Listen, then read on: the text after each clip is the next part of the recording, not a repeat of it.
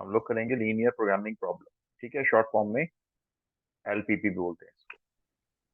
इसका देखो word problem तो अब खत्म हो गई है, वर्ड प्रॉब्लम तो आएंगी नहीं इसकी अब सिर्फ इसकी ना डायरेक्ट कांस्टेंट्स वाली प्रॉब्लम आएंगी। पहले वर्ड प्रॉब्लम आती थी, क्वेश्चन 6 मार्क्स का होता था, अब वर्ड प्रॉब्लम डिलीट हो गई सिलेबस से, तो आपके लिए बहुत ही इजी जॉब हो गई अब। तो समझते हैं क्या चीज। देखो, सबसे पहले तो हम कुछ मैं आपको टर्म्स बता दूं जो हम इसमें यूज करने जा रहे हैं। हमारे पास होगा सबसे पहले तो एक ऑब्जेक्टिव फंक्शन।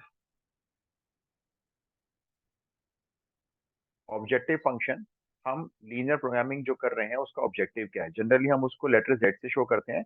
और ये C1 X1 C2 X2 C3 X3 इस फॉर्म में होता है।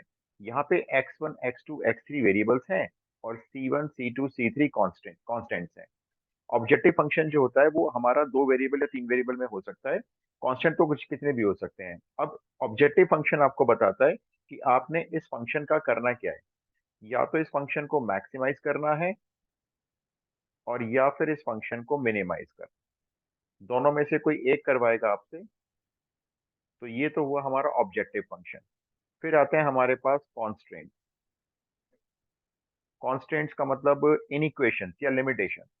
तो इन इक्वेशन जो आप क्वेश्चन में देखोगे लेस देन ग्रेटर देन में जो होंगी वो हमारे कॉन्स्टेंट्स होते हैं। फिर होगा हमारे पास एक और चीज, non negative constant. Non negative constants का मतलब ऐसे कॉन्स्टेंट जिनकी वैल्यू नेगेटिव नेगेटिव नहीं हो सकती, हमेशा पॉजिटिव रहेगी या जीरो हो सकती है। तो नॉन नेगेटिव कॉन्स्टेंट्स का मतलब ऐसे कॉन्स्टेंट जो कभी भी जीरो नेगेटिव में नहीं जाएंगे, मतलब वैल्यू कभी उसकी नेगेटिव नहीं ले सकते आप। अच्छा, अब जैसे चलो अभी एग्जाम्पल में ले लेंगे इसको।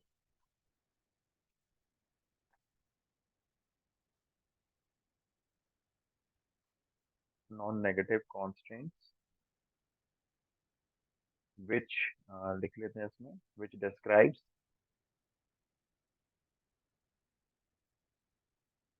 द वेरिएबल, जो वेरिएबल यूज हो रहे हैं ना जैसे X1 X2 X3, ये नॉन नेगेटिव।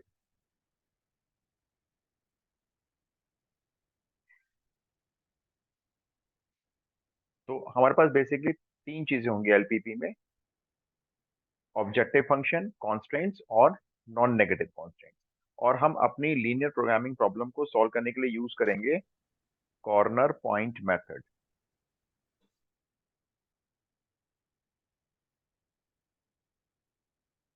एक और मेथड होता है इसमें, जैसे ये कॉर्नर पॉइंट मेथड ना आपको नॉलेज के लिए बताया था। एक होता है simplex method. Simplex method actually BCom, अगर आप मैथ बीकॉम में बच्चा जो जाता है अगर वो बीकॉम में मैथ लेता है तो उसमें सिंप्लेक्स मेथड उसको करना पड़ता है।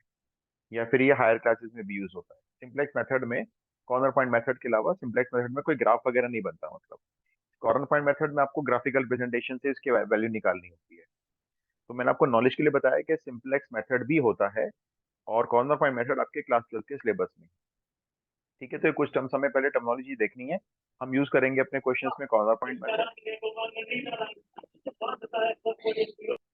संचित बंद कर लो अपना ऑडियो। ठीक है, तो स्टार्ट करते हैं। देखो किस तरह के क्वेश्चंस होंगे। एक क्वेश्चन आएगा आपका 3 मार्क्स में आने के चांस है इसके, बाकी इसके 1 मार्क्स में भी आ जाएंगे। बताऊंगा 1 मार्क्स में कैसे क्वेश्चन पूछेंगे ये लोग। तो आप पहले लिखो, इसमें एक ऑब्जेक्टिव फंक्शन मैं आपको देता हूँ। जैसे हमारा ऑब्जेक्टिव फंक्शन है मैक्स यानी मैक्सिमम। ठीक है, मैक्स मतलब आपको किसी की मैक्सिमम वैल्यू निकालनी है। वो ऑब्जेक्टिव फंक्शन है z is equals to 30x + 20y। तो इन्होंने 2 वेरिएबल यूज की हैं x और y। ठीक है, सिंप्लेक्स मेथड में 3 वेरिएबल भी हो सकते हैं, 4 वेरिएबल भी हो सकते हैं। उसके बाद आता है यहाँ पे आपका, ये पूरा ऐसे लिखा हुआ आएगा, सब्जेक्ट टू द कॉन्स्ट्रेंट्स। अब आपके पास कुछ लिमिटेशंस हैं, कुछ कॉन्स्ट्रेंट्स हैं, वो भी आपको गिवन होंगे। सब्जेक्ट टू द कॉन्स्टेंट्स में आप लिखो जैसे है 10x + 6y < 1000। फिर दूसरा कांस्टेंट है 5x + 4y < 600। और फिर है नॉन नेगेटिव कांस्टेंट्स हैं x, y < 0। तो ये हमारे कांस्टेंट्स हो गए। ये जो है ये वाला लास्ट वाले नॉन नेगेटिव कांस्टेंट्स हैं। और ये हमारा ऑब्जेक्टिव फंक्शन है जिसको आपको मैक्सिमाइज करना है। अब पर्पस क्या है हमारा, हम चाहते हैं एक्स और वाई की ऐसी वैल्यू निकालनी जिससे 10x प्लस 6y 1000 से लेस रहे, 5x प्लस 4y 600 से लेस रहे, एक्स और वाई दोनों पॉजिटिव रहें इंक्लूडिंग जीरो, और इसकी वैल्यू मैक्सिमम निकालनी इन कॉन्स्टेंट्स के अंडर में। ठीक है, तो आपके पास क्या होगा, बोर्ड की जो आपको आंसर शीट मिलेगी उसमें दो ग्राफ पेपर ऑलरेडी अटैच होंगे। तो आपको क्या करना है, उन ग्राफ पेपर पे एक ग्राफ पेपर आप यूज करेंगे एलपीपी के लिए और एक ग्राफ पेपर आप यूज करेंगे एरिया बाउंडेड के लिए। तो मान लेते हैं आपके पास एक ग्राफ पेपर है, ये सपोज करते हैं ये आपकी वाई एक्सिस हो गई, ये आपकी एक्स एक्सिस हो गई। पॉजिटिव एक्स एक्सिस ज्यादा लंबी होनी चाहिए और पॉजिटिव वाई एक्सिस भी, क्योंकि नेगेटिव वाई एक्सिस और नेगेटिव एक्स एक्सिस यूज नहीं होती है जनरली। ठीक है, आप यहाँ पे इसको ओरिजिन मार्क जरूर कर लेना, एक्स एक्सिस जरूर मार्क करना है, भूलना नहीं है, और वाई एक्सिस जरूर मार्क करना है। अच्छा, अब इस लाइन को कैसे ड्रॉ करें, हम क्लास 10 से ड्रॉ करते हुए आ रहे हैं। मेरा मेथड ये होता है, देखो एक बार x को 0 पुट कर लो और y निकाल लो। तो जैसे हमने x को 0 पुट किया तो y की वैल्यू आ रही है 1000/6 या 500/3। ये काम रफ में कर सकते हो या थोड़ा अंदाजे से ले लें, तो 3 से डिवाइड कर दें तो ये हो गया 3 1 जा 3, 3 6 जा 18, 166.6 हो गई। और एक बार y को 0 ले लो तो x की वैल्यू निकाल लेते हैं, x की वैल्यू आ जाएगी 100। तो y आएगा 166.6 और x आएगा 100। यानी हमें अपने स्केल को इस तरह से लेना होगा कि ये वैल्यूज कवर हो जाए। अच्छा, अब सेकंड इनइक्वालिटी कभी कर लेते हैं, इसमें हम x को 0 पुट कर लेते हैं तो y हो जाएगा 150, ये 4 से डिवाइड हो जाएगा ना, ये वाला 4 डिवाइड कर देगा इसको। और अगर हम y को 0 रख लें तो x हो जाएगा हमारा 120। तो हमें अपने ग्राफ में 150, 120, 100 और 166 तक जाना है। तो हमने सुटेबल स्केल ले लिया, मान लेते हैं 10 का ले लेते हैं, तो ये 10 हो गया, ये 20 हो गया, 30 हो गया, 40 हो गया, क्योंकि ग्राफ पे कॉपी जो आपको मिलेगी वो काफी बड़ी ग्राफ कॉपी होती है, काफी बड़ा पेपर होगा तो आराम से आप प्लॉट कर पाओगे, इसको थोड़ा सा लंबा करना पड़ेगा। आप 20 का स्केल भी ले सकते हो, मैंने 10 का ले लिया। 60, सॉरी, हाँ 70, 80, 90, 100। एक्स में कहाँ तक जाना है हमें, एक्स में 120 तक जाना है, तो 110 और 120 हो गया।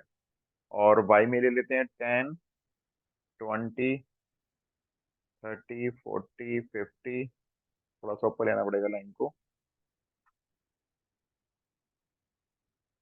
ये आप लोग प्लॉट कर लेना। 60, 70, 80, 90, 100। छोटा हो जाएगा मेरा ग्राफ पेपर, 110 आ नहीं पाएगा इसमें। चलो बना लेते हैं अंदाजे से। 120, 130, 140, 150, 160 और मान लेते हैं ये 170। तो मैंने थोड़ा सा ऊपर तक ले लिया, आप लोग देख लेना। अच्छा, अब आपकी जो फर्स्ट लाइन ड्रॉ होगी वो कैसे ड्रॉ होगी, फर्स्ट लाइन आपकी ड्रॉ होगी, एक्स को तो जीरो लेना है, वाई होगा 166.6। तो देखो मैं यहाँ प्लॉट करूंगा 166.6 और एक्स होगा मेरा एक्स होगा 100 और वाई होगा 166.6। तो 100 से यहाँ से एक्स को ज्वाइन करेंगे, इधर वाई को लेंगे 166.6 अंदाजे से, ये ज्वाइन कर दिया। ठीक है, यहाँ पे आप लाइन की इक्वेशन जरूर लिखेंगे, भूलना नहीं है, किसी भी कॉर्नर पे इक्वेशन लिख दो। जैसे ये इक्वेशन हमने ड्रॉ की है, 10x plus 6y equal to 1000 वाली लाइन ड्रॉ हो गई। सेकेंड लाइन ड्रॉ करते हैं, इसमें y लेना है 150 और x लेना है 120। तो एक लाइन और ड्रॉ करते हैं, ये 120 से जाएगी 150 तक, 110, 120, 20, 30, 40, ये 50 मेरा यहाँ पे हो गया। ये लाइन हो गई मेरी सेकेंड। इसके कॉर्नर पे इसकी इक्वेशन लिख देंगे, इसकी इक्वेशन है 5x plus 4y equals to 600। ये इसके ऊपर लिख दी लाइन की इक्वेशन। और ये जो नॉन नेगेटिव कॉन्स्टेंट्स हैं लास्ट वाले, इसका बस पर्पज ये है कि आपको एक्स एक्सिस पॉजिटिव लेनी है, वाई एक्सिस पॉजिटिव लेनी है। मतलब जो आप कॉमन एरिया शेड करोगे वो आपका फर्स्ट क्वाड्रेंट में रहेगा। अब दूसरी बात आती है, आपने इक्वल टू तो लाइन ड्रॉ कर दी, लेस देन का क्या किया, तो लेस देन में आपको क्या करना है, ये जो आपकी फर्स्ट लाइन है ये आपके इस पूरे कार्टेशियन प्लेन को दो पार्ट में डिवाइड करती है। लाइन के ऊपर का कहलाता है अपर हाफ प्लेन, जो लाइन के ऊपर होगा वो अपर हाफ प्लेन होता है, और जो लाइन के नीचे होता है वो लोअर हाफ प्लेन होता है। ये वाला लाइन के नीचे का पूरा प्लेन जो है ये लोअर हाफ प्लेन होता है। तो आपको चेक करना है कि मेरा कौन सा वाला प्लेन मेरे कांस्टेंट को सेटिस्फाई करता है। तो आप अपने लोअर हाफ प्लेन या अपर हाफ प्लेन में से कहीं से भी एक कोई कॉमन पॉइंट ले सकते हो, एक पॉइंट। फॉर एग्जांपल मैंने ये वाला पॉइंट ले लिया, मैंने ये वाला पॉइंट ले लिया, तो लोअर हाफ प्लेन है ये, मैंने 40 ले लिया। तो सबसे आसान होता है ओरिजिन लेना, ओरिजिन भी ले सकते हो। तो ओरिजिन लोअर हाफ प्लेन में आता है। अगर हम एक्स को जीरो रखते हैं और वाई को भी जीरो रखते हैं तो ये पूरी वैल्यू जीरो हो जाती है, और जीरो 1000 से छोटा भी होता है। तो इसका मतलब जो पहला कांस्टेंट है उसका लोअर हाफ प्लेन आपका सॉल्यूशन है। तो हमने देखा लोअर हाफ प्लेन है। अब सेकंड में आ जाओ, सेकंड लाइन में भी आप चेक कर लो ओरिजिन को, तो वो भी सेटिस्फाई कर जाएगा, 0 < 600। तो आपको एक कॉमन एरिया शेड करना है जो दोनों कॉन्स्टेंट्स को सेटिस्फाई करेगा। तो वो आपने कैसे शेड करना है, देखो दोनों लाइन के नीचे नीचे रहोगे आप, लेकिन फर्स्ट क्वाड्रेंट में आपको नीचे नीचे ओरिजिन तक का जो पूरा एरिया है वो आपको ऐसे शेड करना है। जब आप शेड करेंगे एग्जाम में, तो शेड करते वक्त आपका थोड़ा सा भी एरिया बाहर नहीं जाना चाहिए, वो एरिया आपका बाहर नहीं जाना चाहिए किसी भी हालत में। ये आपका कॉमन एरिया शेड हो गया। इस कॉमन एरिया को कॉमन एरिया नहीं कहते, इसको बोलते हैं फीजिबल रीजन। ये फीजिबल रीजन होता है जो दोनों कांस्टेंट्स के लिए और नॉन नेगेटिव कांस्टेंट्स के लिए सेटिस्फाई करता है। अगर आप ये ग्राफ सही से ड्रॉ कर लेते हो तो इसके आपको अलग से मार्क्स मिलेंगे, ऑलमोस्ट में इसके 2 मार्क्स मिलेंगे 3 में से। अब आपको क्या करना है, 1 मार्क का जो क्वेश्चन है आपका बचा हुआ, उसमें आपको इसके सारे कॉर्नर देखने हैं। देखा जाए तो देखो फिगर क्या बन गई है। हम देखें फिगर, तो इसका एक कॉर्नर ये है, एक कॉर्नर ये है, एक कॉर्नर ये बन गया, और एक कॉर्नर ये बन गया। तो ये हमारा देखा जाए 4 कॉर्नर से क्वाड्रिलेटरल बन जाता है। ये हमेशा कॉन्वेक्स पॉलीगन बनेगा, और इसके 4 कॉर्नर आ गए, 4 हो सकते हैं, 5 हो सकते हैं। आप इनकी नेमिंग अपने हिसाब से कर लो। जैसे ये वाला कॉर्नर पॉइंट ए ले लो, ये वाला कॉर्नर पॉइंट आपने बी मार्क कर दिया, ये वाला कॉर्नर पॉइंट आपका सी हो गया, और एक आपका ऑलरेडी ओरिजिन है जिसको आपने ओ मार्क किया। तो इसके 4 कॉर्नर पॉइंट हो गए। अब आपको क्या करना है, इन चारों कॉर्नर पॉइंट के कोऑर्डिनेट्स लिखने हैं अपने पास। तो पहला आप इतना नोट कर लो ताकि मैं इसको रब कर दूं, या पे वो साइड चेंज कर लूं मैं। ये आप नोट कर लो तो मुझे बता देना।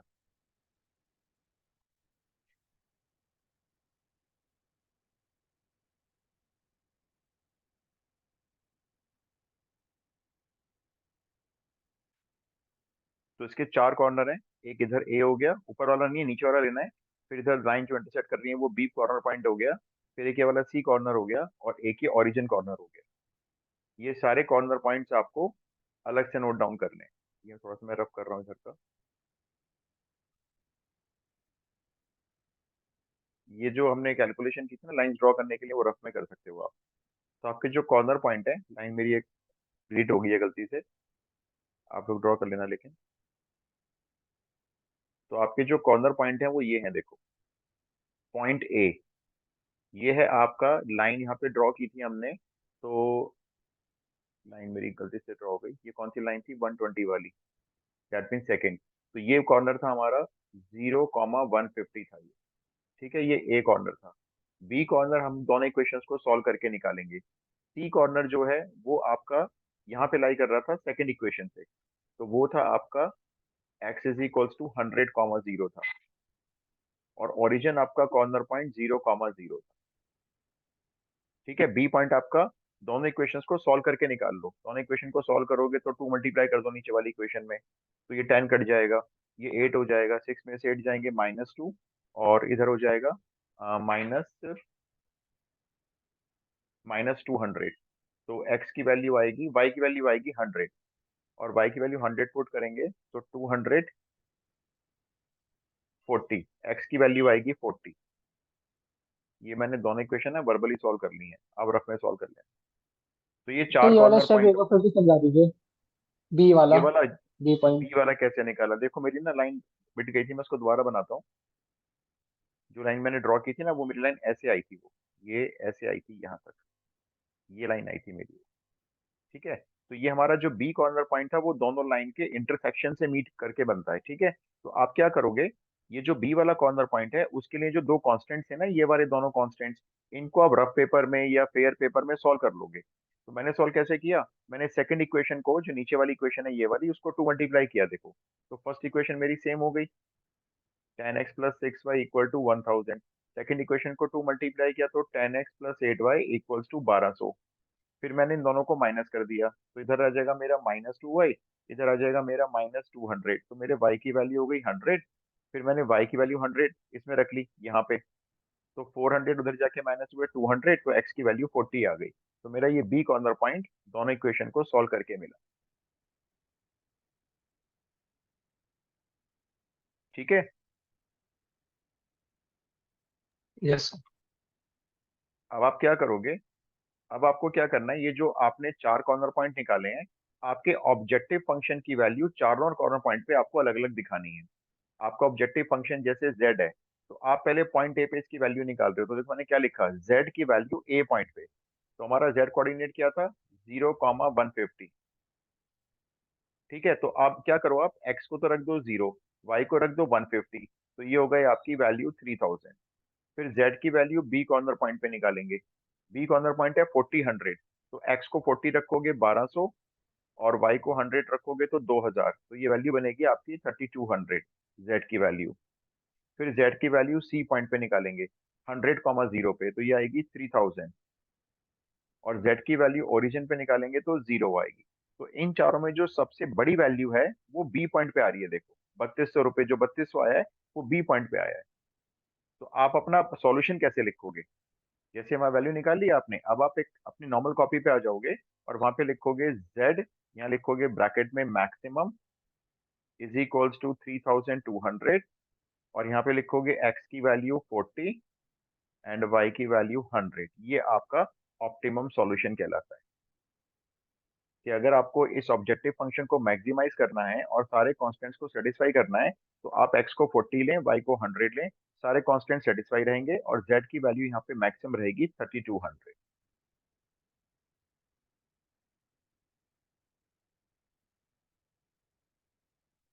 अभी एक और समझाऊंगा, कुछ चीजें बतानी है इसमें, तो पहला बेसिक क्वेश्चन हो गया, पहले आप इसको कर लो।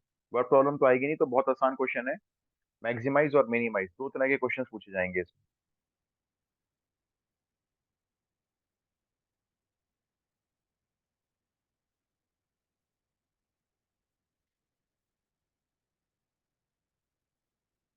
Noted.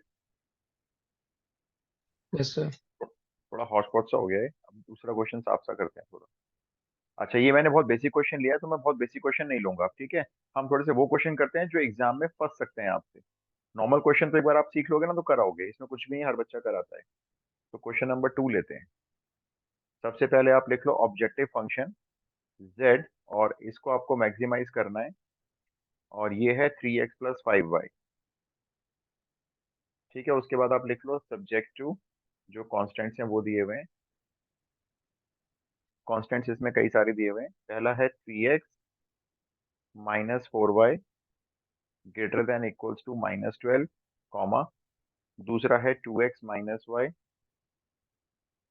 Greater than equals to -2, तीसरा कांस्टेंट है 2x plus 3y greater than equals to 12, next constant है x less than equals to 4, next constant है y greater than equals to 2, और फिर आपके वही आ गए नॉन नेगेटिव कांस्टेंट्स आ गए, x comma y greater than equal to 0। देखो यहाँ पे कई सारे कांस्टेंट्स हैं, 1 2 3 4 5, पांच तो कांस्टेंट्स हैं, और बाकी जो लास्ट वाला है वो नॉन नेगेटिव कांस्टेंट। तो भाई शुरू करते हैं इसको ग्राफ से।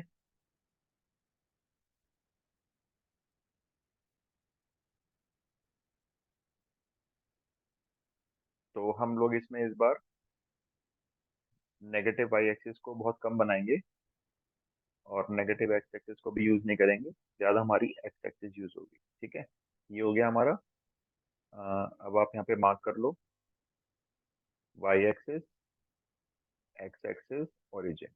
आपके पास जो ग्राफ पेपर होगा ना, उसमें आप पूरी एंड तक खींच देना एक्स एक्सिस को, लैंडस्केप उसमें मोड में यूज करना, और एक्स एक्सिस को पूरा बड़ा एंड तक खींच देना पेपर के एंड तक, वाई एक्सिस को भी टॉप तक ले जाना। अच्छा, अब हम इसमें देखते हैं कि हम इसमें स्केल क्या लें। जैसे अगर हम x को 0 रखते हैं, देखो फर्स्ट इनइक्वालिटी की बात कर रहे हैं, फर्स्ट इनइक्वालिटी में अगर हम यहाँ पे x को 0 पुट करते हैं तो y 3 हो जाएगा, और अगर y को 0 पुट करते हैं तो x -4 हो जाएगा। इसका मतलब 3 4 में रहेगा डेटा हमारा। तो इस बार एक काम करते हैं, 1 यूनिट को 1 ही मार्क कर लेते हैं। 1 2 3 4 5, मेरे ख्याल से 6 तक यूज हो जाएगा, 6 के आगे यूज नहीं होगा।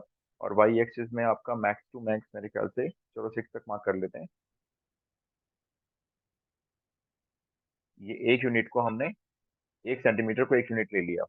तो y हमारा 3 है फर्स्ट लाइन में, और x हमारा -4 है, तो यहाँ पे लेना पड़ेगा -4 मुझे, -1 -2 -3, और मान लो ये -4 हो गया। ठीक है, तो लाइन ड्रॉ करते हैं, अब दोनों को ज्वाइन करते हैं। x3 लेना और y लेना है आपको -4।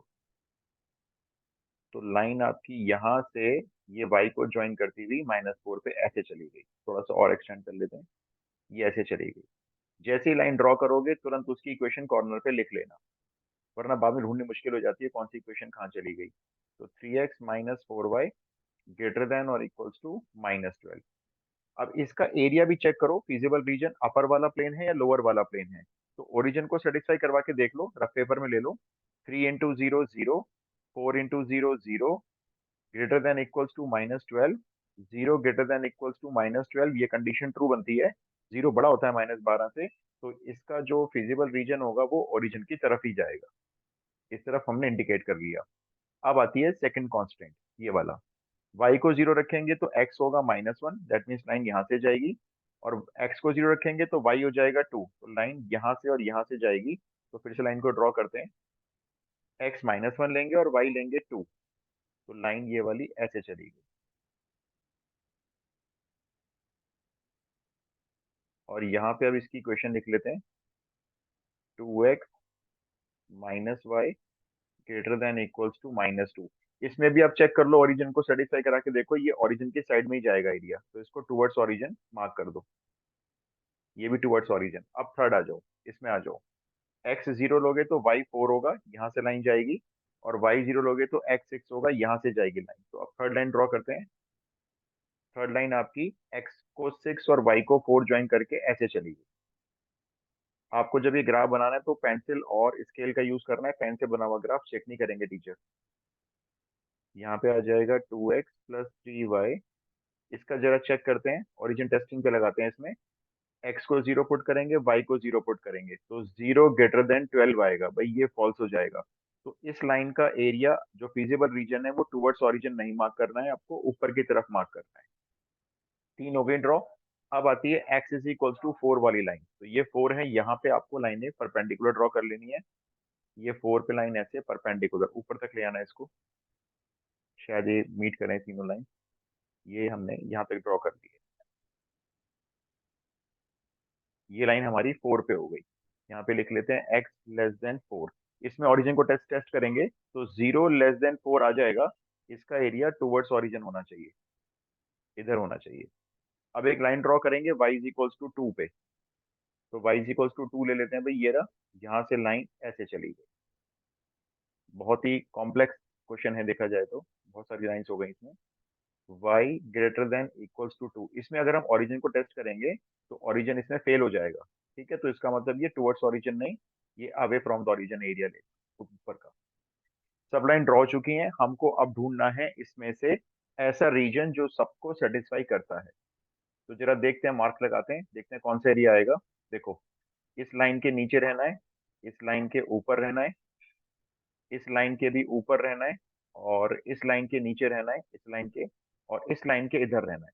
तो देखो कौन कौन सी ये एरिया है, ये ट्रायंगल। वाला ट्राइंगल नहीं है मेरे ट्रायंगल के ख्याल से। ऊपर वाला, छोटा से ऊपर ट्रायंगल जो ये है, बड़ा वाला, वाला नीचे। ये वाला ना। हाँ यही। हाँ यही। हाँ, ये वाला एरिया है, करेक्ट। आप बता सकते हो इसके कितने कॉर्नर हैं, गिन के बता 4। दो कितने कॉर्नर। ठीक है, मैं गिनता हूँ। ए एक हो गया, बी दूसरा हो गया, सी तीसरा हो गया, ये डी चौथा हो गया, और पांचवा बताऊं कहाँ है। ये डी के ऊपर थोड़ा सा गैप दिख रहा है, ये बोला छोटा। ये पांचवा है। हाँ। ये छोटा सा लाइन सेगमेंट बन गया है, बहुत ही छोटा सा है, लेकिन ये लाइन सेगमेंट है, ये डॉट नहीं है। अभी हम देखो कोऑर्डिनेट्स पे निकालेंगे तो निकलेंगे दोनों के अलग अलग। तो इसमें देखो 5 कॉर्नर पॉइंट है, एक साइड इतनी छोटी है कि ऐसा लग रहा है कि वो पॉइंट बना हुआ है। जब हम इसको एक्चुअल ग्राफ पे बनाएंगे ना तो गैप में आ जाएगा ये। अभी तो हम इसको रैंडम बना रहे हैं ना, 1 2 3 का गैप इक्वल नहीं है। चलो अब हम सारे कॉर्नर्स लिखने शुरू करते हैं, ये काम तो हो गया। तो पहला कॉर्नर लेते हैं ए। अब देखो ए कैसे निकालना है। ये जो ए पॉइंट है, इसमें एक लाइन परपेंडिकुलर जा रही है एक्स इज इक्वल्स टू 4 पे, तो एक्स की वैल्यू 4 हो गई, कॉमा। अब कहाँ रखोगे वाई की वैल्यू निकालने के लिए? ए पॉइंट से एक लाइन और जा रही है, ये वाली लाइन जा रही है। इक्वेशन हमने इसकी देखो यहाँ लिखी हुई है, ये इक्वेशन लिखी हुई है, ये है इसकी इक्वेशन। यहाँ पे एक्स को 4 पुट कर देते हैं, तो 3 इंटू 4 12, 12 जाके माइनस हुए, -12 में, तो रफ ले लेते हैं, -4y इज इक्वल्स टू -24, तो y की वैल्यू बनती है यहाँ पे 6। तो ये हुआ हमारा कॉर्नर पॉइंट ए। ध्यान से निकालना, कॉर्नर पॉइंट गलत नहीं होना चाहिए। कॉर्नर पॉइंट बी में आते हैं। बी के लिए भी जो एक्स है वो तो 4 है, ठीक है, एक्स तो 4 है। और बी के लिए जो वाई है वो देखो ये जा रहा है, वो तो y2 पे मीट कर रहा है, तो ये तो डायरेक्ट निकल गया 4, 2। अब कॉर्नर पॉइंट लेते हैं सी। सी में देखो थ्री एक्स तो कमा पता टू नहीं हाँ, वाई तो 2 कंफर्म है सी का। देखो वाई जो सी है, उसके लिए वाई की लाइन 2 जा रही है। अब 2 को कहाँ रखें? देखो सी पॉइंट से लाइन ये जा रही है, ये इसकी इक्वेशन लिखी हुई है ऑलरेडी हम लोगों ने। तो यहाँ पे वाई को 2 पुट करते हैं, तो 2x + 6 is equals to 12, 2x is equals to 6, x की वैल्यू बनती है 3। तो ये हो गया 3, 2। अब आता है कॉर्नर पॉइंट डी। अब डी पॉइंट के लिए देखो कौन कौन सी लाइन आपकी सॉल्व होंगी। डी पॉइंट एक तो जाता है इस लाइन से जाता है, इसको रफ में लिख लेते हैं कहीं। 2x + 3y is equals to 12 से डी जाता है। एक लाइन और है जो डी से पास होती है, ध्यान से देखो। ये डी जो है वो -1 से 2। ये वाली लाइन है, ये वाली लाइन, टू हाँ एक्स माइनस मतलब वाई है ना, ये वाली इसके नीचे लिख लेते हैं। अब इन दोनों को जरा सॉल्व कर लेते हैं, तो ये माइनस कर दो, वैसे ही कट जाएगा। 4y इक्वल टू 14 हो गया, 4y 14 हो गया, तो भाई y हो गया आपका 7/2 हो गया। तो y तो हो गया 7/2, x निकाल लेते हैं। यहाँ रख लो y को 7/2, किसी भी क्वेश्चन में डाल दो, रफ पेपर यूज कर रहे हैं हम लोग। तो 2x minus 7/2 equals to -2।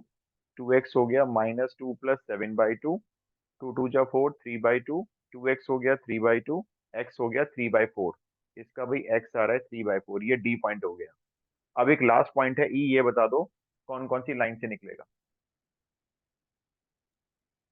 2x + 3y = 12 और ये 3x - 4y = -2। करेक्ट, करेक्ट, ये दोनों साथ में लिखी हुई है, ये इन दोनों से आपका ई पॉइंट बन रहा है।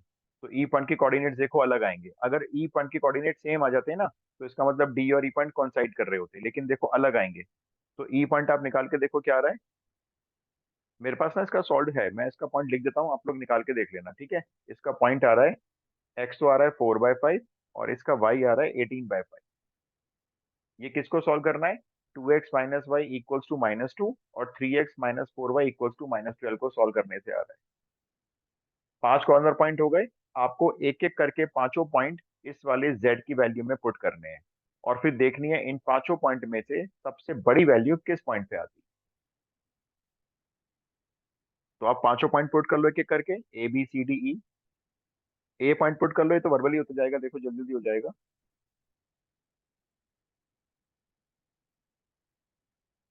हाँ अंशुल, मैं क्लास के रिकॉर्डिंग भेज दूंगा, अभी भेज दूंगा।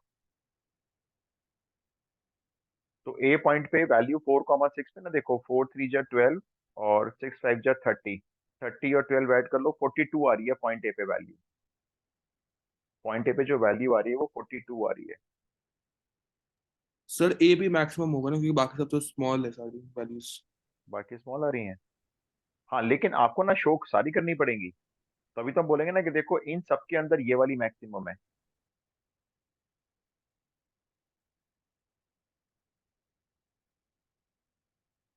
तो वो शो लेकिन सारी करनी होगी। जैसे z की वैल्यू पॉइंट ए पे आ रही है 42, फिर z की वैल्यू पॉइंट बी पे आएगी, 4 2 रख लोगे तो 4 3 जा 12 और 5 2 जा 10, 22 आएगी। फिर z की वैल्यू पॉइंट सी पे निकलेगी, x को 3 रख लो 9 और y को 2 रख लो 10, 19। फिर x z की वैल्यू डी पॉइंट पे आएगी, 3/4 और 7/2 पे आप लिख लो, ये आएगी 79/4 आएगी। और ई पॉइंट पे जो वैल्यू आएगी 14, 4/5 और 18/5 रखोगे ना, तो उसको आप नोट कर लो, ये 102/5 आएगी। अगर आप इनको डेसिमल में कन्वर्ट भी करोगे ना 79/4 को, तो ये मतलब 4 1 जा 4, 4 9 जा 36, 19 पॉइंट समथिंग कुछ 19 वैल्यू होगी। बचाएंगे। हाँ तो सबसे बड़ी वैल्यू तो यही वाली मानी जाएगी, ये मैक्सिमम है। तो आपको अपना नीचे आंसर क्या लिखना है? z which is maximum is equals to 42 at कहाँ पर, at x is equals to 4 और y is equals to 6।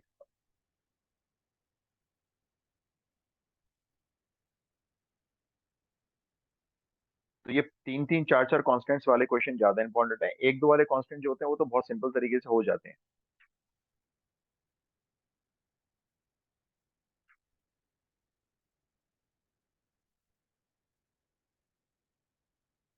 Noted. एक और कर लेते हैं, फ्री के मार्क्स ले जाओगे इसमें, जाते ही पहला क्वेश्चन यही सॉल्व कर देना, मैं तो कहता हूँ पहले पेज पे पहला क्वेश्चन यही ले लेना, चाहे कोई सा भी क्वेश्चन हो ये।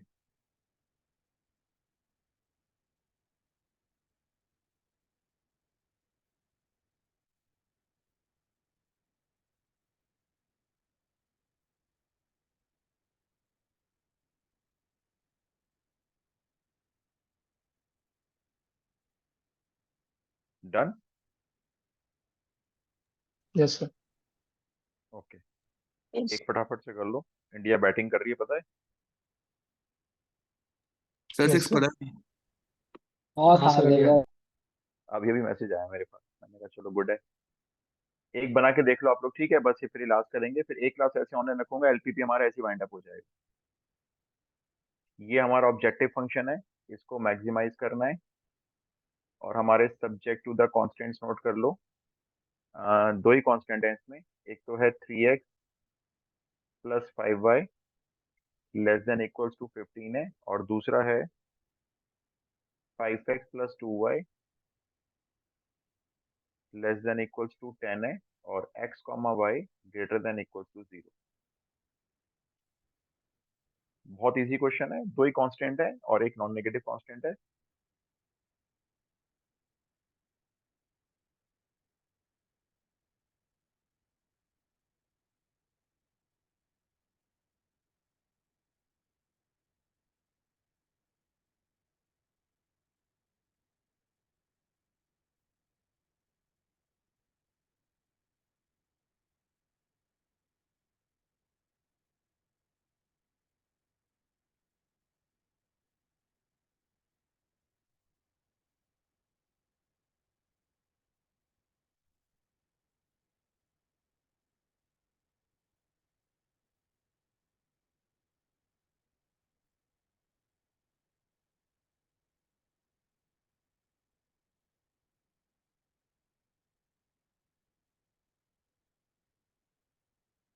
आप लोग बना लो फटाफट से ये वाला।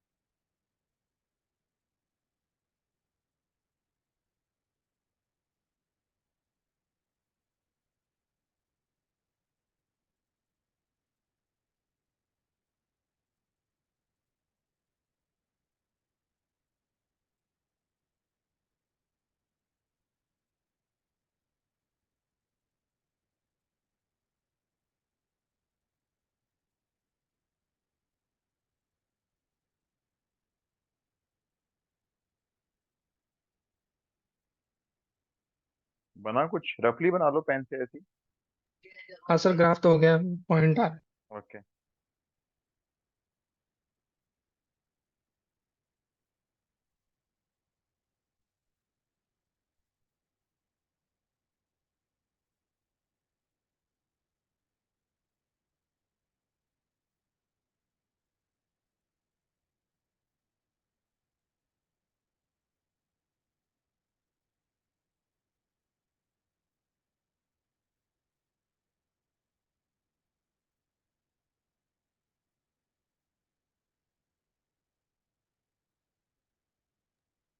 तो अगर लेस देन है तो फिर हम लोअर पार्ट देखेंगे ना उस हाँ लाइन का। हाँ ओरिजिन सेटिस्फाई कर जाएगा ना उस लाइन को। जरूरी नहीं है कि ठीक है। ओरिजिन को ही सेटिस्फाई करवाना है, कोई भी पॉइंट आप लेके सेटिस्फाई करवा सकते हो।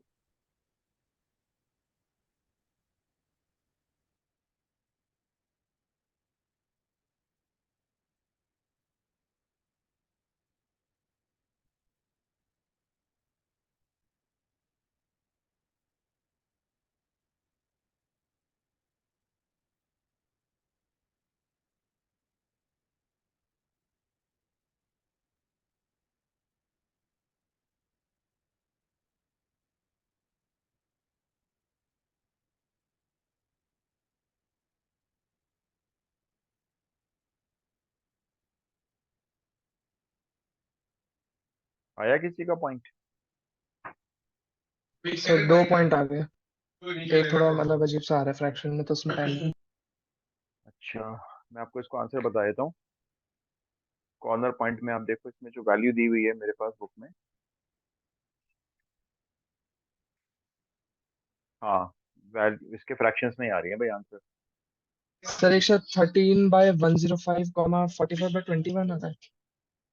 एक्स की वैल्यू तो ये आ रही है, और वाई की वैल्यू है 45/19, और जो जेड अच्छा, मेरा मैक्सिमम 21 वैल्यू आ रही है ये 235/19 आ रही है, जेड की मैक्सिमम वैल्यू। ये बुक में आंसर दिया हुआ है, तो कोई एक कॉर्नर पॉइंट आपका ये वाला जरूर आया होगा। ये मेरे ख्याल से इन दोनों को सॉल्व करके आएगा। हाँ सर, वही वाला है। हाँ, तो इसी पॉइंट पे आपकी जेड की मैक्सिमम वैल्यू आ रही होगी। टीचर मोटा मोटा क्या देखेंगे, आपका ग्राफ सही बना हुआ है, एरिया आपने सही शेड कर रखा है, और उसके बाद देखेंगे सीधा ये वाला आंसर। ग्राफ बहुत अच्छा होना चाहिए, नीट एंड क्लीन होना चाहिए। देखते ही वो टिक कर देते हैं पूरे ग्राफ को, चेक भी नहीं करते। जो ग्राफ नीट एंड क्लीन होता है ना, उसको तो बहुत चांस से चेक भी नहीं करते। बस वो एरिया देख लेते हैं, ठीक है एरिया सही शेड कर रखा है, और आगे बढ़ जाते हैं, और फिर चेक करते हैं एक्स यस वाई सर, यही आ और रहा जेड है का। आंसर। चलिए फिर ठीक है, तो हम लोग एक क्लास और रखेंगे। अच्छा ये बताओ, आज वो जे वाली क्लास रखनी है या मैच देखोगे? सर रखने तो रख लो। रख लो, आधे घंटे नहीं रख लेंगे या सर। थोड़ा सा सर ज्यादा। आज रहने दो।